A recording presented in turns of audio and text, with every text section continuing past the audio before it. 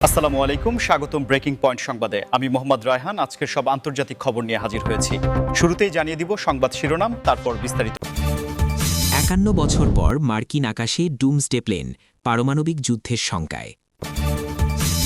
ইরানে বিক্ষোভে নিহত ২,০০০, দাবি সরকারি কর্মকর্তার। ইরানে গ্রেপ্তার বিক্ষোভকারীদের ফাঁসির সাজা কার্যকর করতে যাচ্ছে ইরান। ২ বছরের বেশি সময় পর স্কুলে ফিরতে পেরে আনন্দিত গাজার শিশুরা। আমেরিকার হুমকির জবাবে ইরানের পাল্টা হুমকি, যুদ্ধের জন্য প্রস্তুত ইরান। ২ বছরের বেশি সময় পর স্কুলে ফিরতে পেরে আনন্দিত গাজার শিশুরা। আলহামদুলিল্লাহ। যুদ্ধের সকল আপডেট আগে পেতে চ্যানেলটি সাবস্ক্রাইব করে যাবেন।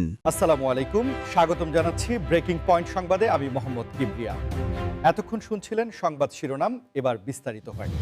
ইরানে চলমান বিক্ষোভে সরকারি একজন কর্মকর্তার দাবিকৃত তথ্য অনুযায়ী নিহতের সংখ্যা ২,০০০ ছাড়িয়ে গেছে বলে যে খবরটি সামনে এসেছে তা আন্তর্জাতিক মহলের তীব্র প্রতিক্রিয়া সৃষ্টি করেছে এবং মধ্যপ্রাচ্যের রাজনীতিতে এক নতুন মোড় ঘুরিয়ে দিয়েছে।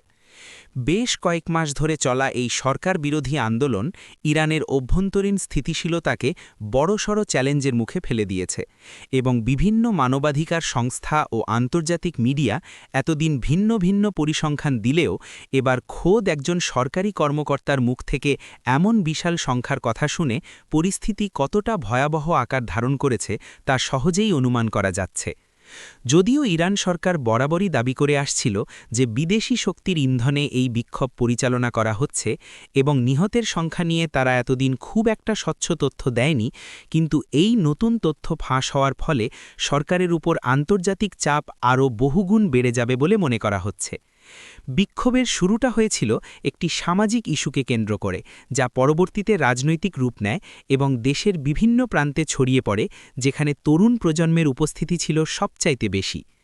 সরকারি বাহিনীর সাথে বিক্ষোভকারীদের সংঘর্ষ, ইন্টারনেট পরিষেবা বন্ধ রাখা এবং তথ্যের প্রবাহ নিয়ন্ত্রণ করার কারণে প্রকৃত চিত্রটি বাইরের বিশ্বের কাছে পুরোপুরি পরিষ্কার ছিল না। কিন্তু এখন এই ২,০০০ নিহতের দাবিটি যদি সত্য হয়, তবে এটি হবে সাম্প্রতিক ইরানের ইতিহাসে অন্যতম বড় রক্তক্ষয়ী ঘটনা। বিশ্লেষকরা বলছেন যে এই স্বীকারোক্তি বা তথ্য ফাঁস হয়তো সরকারের অভ্যন্তরীণ কোন্দলের ফল হতে পারে, অথবা পরিস্থিতি নিয়ন্ত্রণে আনতে কঠোর হওয়ার বার্তা দেওয়ার একটি কৌশলও হতে পারে। আন্তর্জাতিক মানবাধিকার সংগঠনগুলো ইতিমধ্যেই জাতিসংঘের কাছে স্বাধীন তদন্তের দাবি জানিয়েছে এবং পশ্চিমা দেশগুলো ইরানের ওপর আরও কঠোর নিষেধাজ্ঞা আরোপের হুমকি দিচ্ছে, যা দেশটির অর্থনীতিকে আরও বেশি সংকটে ফেলতে পারে। এরই মধ্যে খবর পাওয়া যাচ্ছে যে ইরানে বিক্ষোভে আটককৃতদের মধ্যে অনেককেই মৃত্যুদণ্ড বা ফাঁসির সাজা কার্যকর করার প্রক্রিয়া শুরু করতে যাচ্ছে দেশটির বিচার বিভাগ, যা বিশ্বজুড়ে মানবাধিকার কর্মীদের মধ্যে চরম আতঙ্কের সৃষ্টি করেছে। ইরানের বিচার বিভাগীয় প্রধান এবং অন্যান্য উচ্চপদস্থ কর্মকর্তারা হুঁশিয়ারি উচ্চারণ করে বলেছেন যে যারা দেশের নিরাপত্তা বিঘ্নিত করেছে এবং সরকারি সম্পত্তির ক্ষতি করেছে তাদের কোনোভাবেই ছাড় দেওয়া হবে না।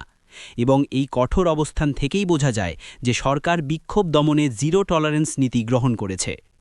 আন্তর্জাতিক সংবাদ মাধ্যমগুলোর রিপোর্ট অনুযায়ী ইতিমধ্যেই বেশ কয়েকজন বিক্ষোভকারীকে বিচারের মুখোমুখি করা হয়েছে এবং দ্রুততম সময়ের মধ্যে রায় কার্যকর করার নজিরও দেখা যাচ্ছে, জানিয়ে অ্যামনেস্টি ইন্টারন্যাশনাল এবং হিউম্যান রাইটস ওয়াচ গভীর উদ্বেগ প্রকাশ করেছে। এই বিচার প্রক্রিয়াগুলো কতটা স্বচ্ছ হচ্ছে এবং আসামিরা তাদের আত্মপক্ষ সমর্থনের সুযোগ পাচ্ছে কিনা তা নিয়ে পশ্চিমা বিশ্ব থেকে বারবার প্রশ্ন তোলা হচ্ছে। কিন্তু তেহরান এসব সমালোচনাকে পাত্তা না দিয়ে বরং একে অভ্যন্তরীণ বিষয়ে হস্তক্ষেপ হিসেবেই দেখছে। ফাঁসির সাজা কার্যকর করার এই সিদ্ধান্তটি বিক্ষোভকারীদের মনে ভয় ধরানোর জন্য একটি কৌশল হতে পারে বলে অনেক সমাজবিজ্ঞানী মনে করছেন, যাতে ভবিষ্যতে কেউ আর রাস্তায় নামার সাহস না পায়। তবে ইতিহাসের দিকে তাকালে দেখা যায় যে কঠোর দমনপীড়নের মাধ্যমে সাময়িকভাবে আন্দোলন দমানো গেলেও তা দীর্ঘমেয়াদে মানুষের ক্ষোভকে আরও বাড়িয়ে দেয় এবং প্রতিবাদের আগুনকে আরও উস্কে দিতে পারে। মৃত্যুদণ্ডের মতো চূড়ান্ত শাস্তির বিধান কার্যকর করা হলে ইরানের সাথে ইউরোপীয় ইউনিয়ন এবং অন্যান্য পশ্চিমা দেশগুলোর কূটনৈতিক সম্পর্ক তলানিতে গিয়ে থাকতে পারে এবং এর ফলে ইরান আরও বেশি একঘরে হয়ে পড়তে পারে। বিশেষ করে তরুণ বিক্ষোভকারীরা যারা পরিবর্তনের আশায় রাস্তায় নেমেছিল তাদের ওপর এই ধরনের কঠোর শাস্তি প্রয়োগের ফলে দেশটির ভবিষ্যৎ প্রজন্ম এবং সরকারের মধ্যে আস্থার সংকট যে স্থায়ী রূপ নিতে যাচ্ছে তা বলাই বাহুল্য।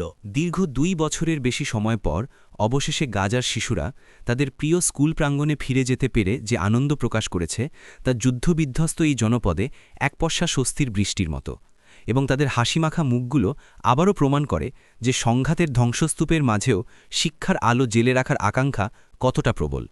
গত 2 বছর ধরে চলমান সংঘাত, অবকাঠামোগত ধ্বংস এবং নিরাপত্তার অভাবে গাজার শিক্ষা ব্যবস্থা প্রায় ভেঙে পড়েছিল, যার ফলে হাজার হাজার শিশু তাদের মৌলিক শিক্ষার অধিকার থেকে বঞ্চিত ছিল এবং তাদের দিন কাটছিল চরম অনিশ্চয়তা ও মানসিক ট্রমার মধ্যে। কিন্তু সম্প্রতি যুদ্ধবিরতি এবং আন্তর্জাতিক সংস্থাগুলোর সহায়তায় ক্ষতিগ্রস্ত স্কুলগুলো মেরামত করার পর যখন ক্লাসরুমের দরজাগুলো খুলে দেওয়া হলো, তখন শিশুদের উল্লাস ছিল দেখার মতো। তারা নতুন বই, খাতা এবং স্কুল ব্যাগ নিয়ে বন্ধুদের সাথে মিলিত হতে পেরে যেন ভুলে গিয়েছিল গত 2 বছরের বিভীষিকা। শিক্ষকদের মতে এই ফেরাটা কেবল পড়াশোনার জন্যই নয়, বরং এটি শিশুদের মানসিক স্বাস্থ্যের জন্য অত্যন্ত জরুরি ছিল, কারণ স্কুলের পরিবেশ তাদের যুদ্ধের ভয়াবহ স্মৃতি ভুলিয়ে স্বাভাবিক জীবনে ফিরতে সাহায্য করবে এবং তাদের মধ্যে ভবিষ্যতের স্বপ্ন বুনতে সহায়তা করবে। জাতিসংঘ এবং ইউনিসেফের মতো সংস্থাগুলো এই উদ্যোগকে স্বাগত জানিয়েছে এবং তারা বলছে যে সংঘাতপূর্ণ এলাকায় শিশুদের জন্য নিরাপদ স্কুল নিশ্চিত করা সবচাইতে বড় চ্যালেঞ্জ, কিন্তু গাজার শিশুরা দেখিয়ে দিয়েছে যে তারা হার মানতে নারাজ। তবে আনন্দের মাঝেও শঙ্কা রয়ে গেছে, কারণ গাজার পরিস্থিতি এখনও সম্পূর্ণ স্থিতিশীল নয় এবং যে কোনো মুহূর্তে পুনরায় সংঘাত শুরু হলে এই শিশুদের ভবিষ্যৎ আবারও অন্ধকারের দিকে ধাবিত হতে পারে। তাই আন্তর্জাতিক সম্প্রদায়ের উচিত এই শিশুদের শিক্ষার ধারাবাহিকতা রক্ষায় দীর্ঘমেয়াদী পরিকল্পনা গ্রহণ করা। এই ঘটনাটি আমাদের মনে করিয়ে দেয় যে যুদ্ধের সবচাইতে বড় ভুক্তভোগী সবসময় শিশুরা, কিন্তু তাদের ঘুরে দাঁড়ানোর অদম্য শক্তি আমাদের আশার আলো দেখায়। ভিডিওটি ভালো লাগলে একটি লাইক দিন এবং আমাদের চ্যানেলটি সাবস্ক্রাইব করে এই ধরনের মানবিক সংবাদগুলোর সাথে থাকুন। আমেরিকার হুমকির জবাবে ইরানের পাল্টা হুমকি এবং যুদ্ধের জন্য প্রস্তুত ইরান, এই ঘোষণাটি মধ্যপ্রাচ্যের আকাশে নতুন করে যুদ্ধের কালো মেঘ জমিয়েছে, যা কেবল আঞ্চলিক নয় বরং বৈশ্বিক অর্থনীতি ও নিরাপত্তার জন্যেও একটি অশনি সংকেত হিসাবে দেখা হচ্ছে।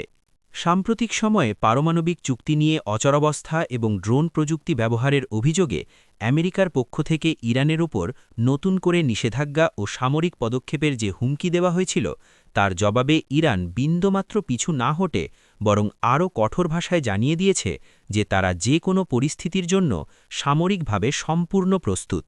ইরানের সামরিক বাহিনীর পক্ষ থেকে স্পষ্ট করা হয়েছে যে তাদের আকাশসীমা বা জলসীমায় কোনো ধরনের আগ্রাসন চালানো হলে তারা কেবল প্রতিরক্ষাই করবে না, বরং আমেরিকার স্বার্থ সংশ্লিষ্ট লক্ষ্যবস্তুগুলোতেও আঘাত হানতে দ্বিধা করবে না, যা 2 দেশের মধ্যকার উত্তেজনাকে এক বিপজ্জনক পর্যায়ে নিয়ে গেছে। বিশ্লেষকরা বলছেন এই ধরনের পাল্টাপাল্টি হুমকি মূলত মনস্তাত্ত্বিক যুদ্ধের অংশ, যেখানে উভয় পক্ষই একে অপরকে চাপে রাখতে চায়। কিন্তু ইতিহাস সাক্ষী আছে যে সামান্য ভুল বোঝাবুঝি বা একটি ছোট স্ফুলিঙ্গ চেকেই বড় ধরনের যুদ্ধের সূত্রপাত হতে পারে, যা কারোর জন্যেই মঙ্গলজনক হবে না। বিশেষ করে হরমুজ প্রণালী দিয়ে বিশ্বের তেলের একটি বিশাল অংশ পরিবাহিত হয়, তাই এই অঞ্চলে যুদ্ধ শুরু হলে তেলের দাম আকাশচুম্বী হবে এবং বিশ্ব অর্থনীতিতে ধস নামবে, যা সাধারণ মানুষের জীবনযাত্রাকে অসহনীয় করে তুলবে।